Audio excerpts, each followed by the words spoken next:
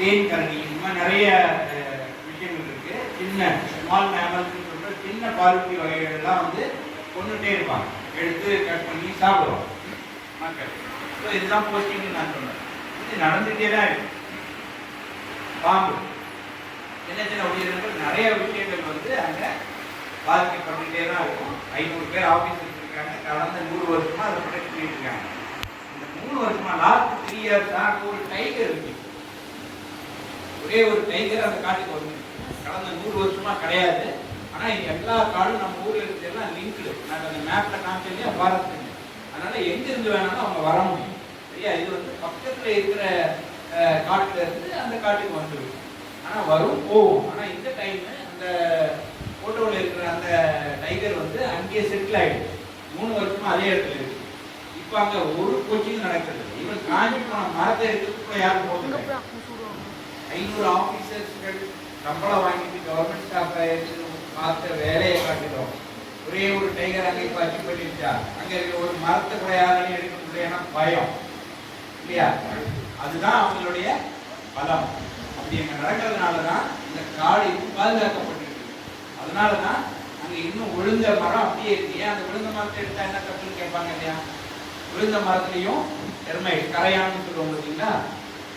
அதுதான் பயோடைவர்சிட்டி நான் சொன்னது. அந்த இடத்துல இருக்கிற டீகம்போசர்ஸ் ஒருத்தங்க இருக்காங்க இல்லையா? ஒருத்தர் ப்ரொடியூசர், இன்னொருத்தர் கன்சியூமர், அப்புறம் இன்னொருத்தர் டீகம்போசர். அந்த இறந்து போய் விழுந்த மரத்துல இருந்து சாப்பிட்டு அதுல இருக்கிற வேஸ்ட்டை நிலத்துல போட்டு அதை ரீசைக்கிள் பண்ணி அந்த நிலத்துக்கு மறுபடியும் உரம் கொடுக்க வேண்டியவங்க அவங்க. நீங்க போய் எல்லாம் விழுந்த மரத்தை எல்லாத்தையும் எடுத்துட்டு வந்துட்டா அவருக்கு எப்படி சாப்பிடுவாரு? அவர் எப்படி மறுபடியும் மண்ணுக்கு? ஆபீசர்ஸ் இல்லை, ஒரே ஒரு டைகர். அதுதான் இதோட இம்பார்ட்டன்ஸ். இந்த மாதிரி every animal has got it's importance. Tiger அப்படின்னா அது ஒரு பக்கமே இருக்கு, லைன் ஒரு பக்கமே இருக்கு, யானை ஒரு பக்கம் இருக்கு, கரடி ஒரு பக்கம் இருக்கு. ஆனா எல்லா அனிமலுக்கும் அந்த மாதிரி இருக்கு. இப்ப நம்மளும் உதவுற மாதிரி ஆகணும்னு ஆசைப்படணும் இல்லையா? அதை பண்றதுக்கு இந்த பண்ணுனாவே இருக்கும், வேற எதுவுமே பண்ண முடியாது. சரியா? இப்ப இவ்வளவு அதுலேயும் கூட all over the world 9 types of tigers. அதுல almost 1 2 3 extinct ஆயிடுச்சு. 3 பேர் இல்லவே இல்லை. அந்த சப் ஸ்பீஷீஸ் சொல்லுவாங்க. அந்த டைகர்ல இவ்வளவு சப் ஸ்பீஷீஸ் இருக்கு. அதுல கிட்டத்தட்ட 3 ஸ்பீஷீஸ் அழிஞ்சு போச்சு. இனிமே கிடைக்கவே கிடைக்காது. அவங்க வரவே முடியாது. டைனோசர்ஸை உருவாக்கவே முடியாது நம்மளால. சரியா? ஆனால் அதுல பாத்தீங்கன்னா நமக்கு ஆல்மோஸ்ட் 7 வகையான குடி வந்து இந்தியாவிலே இருக்கு. அப்ப நம்ம எவ்வளவு பயோடைவர்சிட்டி ரிச்சுன்னு பாருங்க. நமக்கு நிறைய இயற்கை வளங்கள் இருக்கு. அதை பாதுகாத்தா மட்டும் போதும், நாசம் பண்ணாம இருந்தா போதும். நம்ம ரொம்ப செழிப்பாகவும் ஆரோக்கியமாகவும் கண்டிப்பா வாழ முடியும். இதே மாதிரிதான் கரடியும். மொத்தமா உலகத்துல 8 வகையான கரடி இருக்கு. அதுல 4 வகையான கரடி இந்தியாவில் மட்டுமே இருக்கு. பிளஸ் பாதுகாக்கணும். திரும்ப கான்ஃபிளிக்ட் வருவோம். கான்ஃபிளிக்ட் அப்படின்னா எப்படி வந்து மனுஷன் இருக்கிறதுக்கு அனிமல் வர்றதோ இல்லை அனிமல் இருக்கிறதுக்கு நம்ம போறதோ ஒரு இடையூறு ஏற்படும். 2 பேருக்கு ஒரு டிஸ்டர்பன்ஸ் வரும். நீங்க எங்க போனீங்கன்னாலும் உங்களுக்கு பிரச்சனை, அவருக்கு பிடிக்காது. அவர் இங்க வந்தா நமக்கு பிடிக்காது. சரியா? இதுல எது நடந்தாலுமே நமக்கு தொந்தரவு. சரிங்களா? அதனாலதான் இந்த கான்ஃபிளிக்டை பத்தி மெயினா நம்ம இப்ப பேச போறோம். ஏன் அது நடக்குது, எதனால அது இங்க வருது, வந்தா என்ன பண்ணலாம், யாரெல்லாம் அப்படி வருவார் அப்படின்னு பார்த்தீங்கன்னா எலிபென்ட், டைகர், லெப்பர்டு, கரடி, அப்புறம் குரங்கு, பாம்பு. இந்த மாதிரி நீங்க ஆல்மோஸ்ட் முக்கிய பங்கு வகிக்கிற எல்லா அனிமலுமே அங்க அவங்க டிஸ்டர்பன்ஸ் ஆகும் போது ஊருக்குள்ள வருவாங்க. நான் சொன்ன மாதிரி தான் கரடி வந்து நிறைய கரையான்களை சாப்பிட்டு உயிர் வாழ்க்கை அனிமல். அது யாரையும் வேட்டையாடாது, போய் மிருக மாமிசத்தை சாப்பிட்ற ஆள் கிடையாது. வெஜிடேரியன் தான் சாப்பிடணும். சரியா? ஆனா முக்கியமா சாப்பிட்ற ஐட்டம் எதுன்னா கரையான். நம்ம முன்னாடியே சொன்னா அங்க இருக்கிற கட்டையெல்லாம் நம்ம எடுக்கணும்னு சொன்னா அங்க கரையானே வராது. இப்போ எங்க போகும் கரடி? அந்த கட்டையை நீங்க வீட்டுக்கு எடுத்து வந்து வாசத்தில் போட்டு வச்சிருக்கீங்க. அங்கே வருவார், என் கட்டை யாரா எடுத்து போனது அப்படின்னு கேள்விக்கு வருமா வராதா வீட்டுக்கு? அந்த பிறகு எந்த வீட்டுக்கு ஏன் கரடி வந்துச்சு, நான் இன்விடேஷன் கத்த அழுதுட்டு இல்லை என்ன இருக்கு வருவார், நீங்கள் கொடுக்க போவீங்க, அடிச்சுட்டு அவர் விசாரிச்சு போவார், நம்மளை ஐசியூ சேர்த்துருவாங்க இல்லையா? அதனால இந்த வேலையை செஞ்சு நம்ம தான் அவளை வர வைக்கிறோம், அவங்களா வரமாட்டாங்க.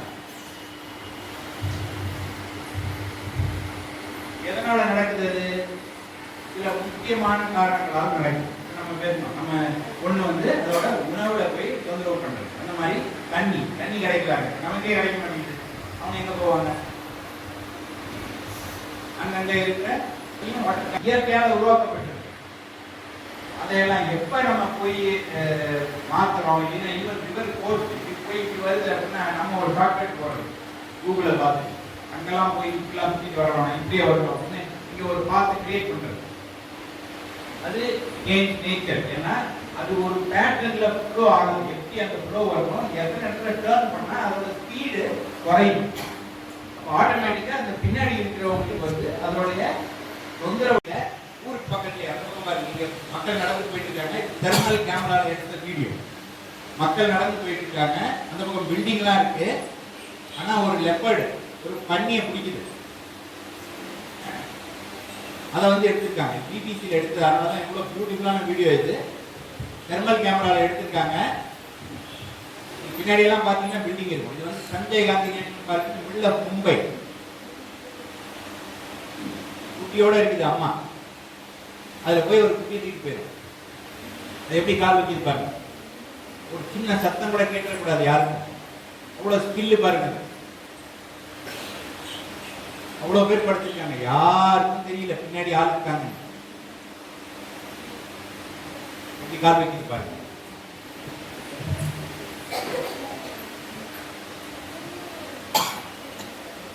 அவங்க திரும்பி என்ன நடக்குதுன்னு தெரியறதுக்குள்ள தூக்கி கிளம்பிடுவாங்க. வால் கூட தரையில படாம போறாங்க பாருங்க. தூக்கிருக்க ஒரு குட்டிய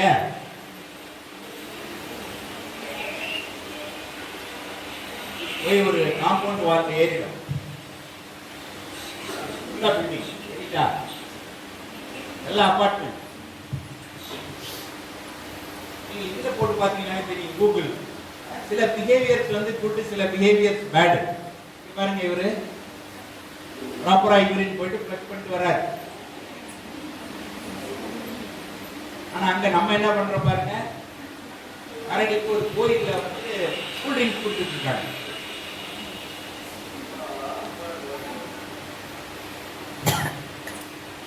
நம்ம பிஹேவியர் இப்படிதான் நிறைய இடத்துல தப்பு தப்பா போறோம்.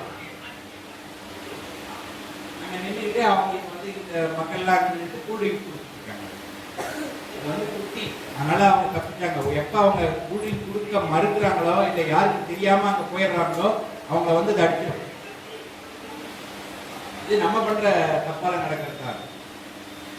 இந்த மாதிரி பாத்தீங்கன்னா நம்ம பண்ற சில இதுக்குனால இந்த மாதிரி யானைகள்லாம் பிளாஸ்டிக் சாப்பிட்டு, அப்புறம் லத்தியில பாத்தீங்கன்னா நிறைய பிளாஸ்டிக் பால் கவர் அது என்னமோ வருது. அன்றாட வாழ்க்கையில பாக்குறோம். எல்லாமே நம்ம பண்றது தானே. சாப்பிட்டதெல்லாம் கண்ட இடத்துல போடுறது, வேஸ்ட்டை செக்ரிகேட் பண்றது கிடையாது. பிளாஸ்டிக், மக்கும் குப்பை, மக்காத குப்பை எல்லாத்தையும் ஒரே போட்டு போடுறது. அவங்கள விட ஆனால் நமக்கு அறிவு இருக்குன்னு சொல்லிக்கிறது. என்ன பண்றாங்க, பிரியாணி சாப்பிடுறது. போன மாசம் நாங்கள் எடுத்த ப்ராஜெக்ட்ல பிளாக் பேரெல்லாம் வந்து ஹோட்டல் வேஸ்ட் வெளியே கொட்டிக்கிற பிரியாணியை சாப்பிட்டு போகுது. அவங்களுக்கு சாப்பாட்டுக்கு சம்பந்தமே கிடையாது. ஏன்னா அங்கே உள்ள எதுவுமே இல்லை. அங்கேயும் அதே மாதிரி தான் பட்டி பட்டியா போட்டு 400, 500, 1000 ஆடுன்னு கொண்டுட்டு போறாங்க. ஆடு சாப்பிட்ற விஷயம் எதுவுமே அங்கே இருக்கிற மானுக்கு கிடைக்கிறது. மான் இருந்தால் தான் இங்கே சாப்பிடணும். மானை தான் இருந்து சாப்பிடணும். மான் கிடைக்கிறது. ஏன்னா மானுக்கு சாப்பாடு கிடையாது. மானே கம்மியாக இருக்கு. வேற வழி இல்லை. 20 பேர் இருக்காங்க, 20 மான் வேணும். இருக்கிறதுல 4 மான் தான் இருக்கு. அதை சாப்பிட்டு இதெல்லாம் பிரியாணி சாப்பிடும்.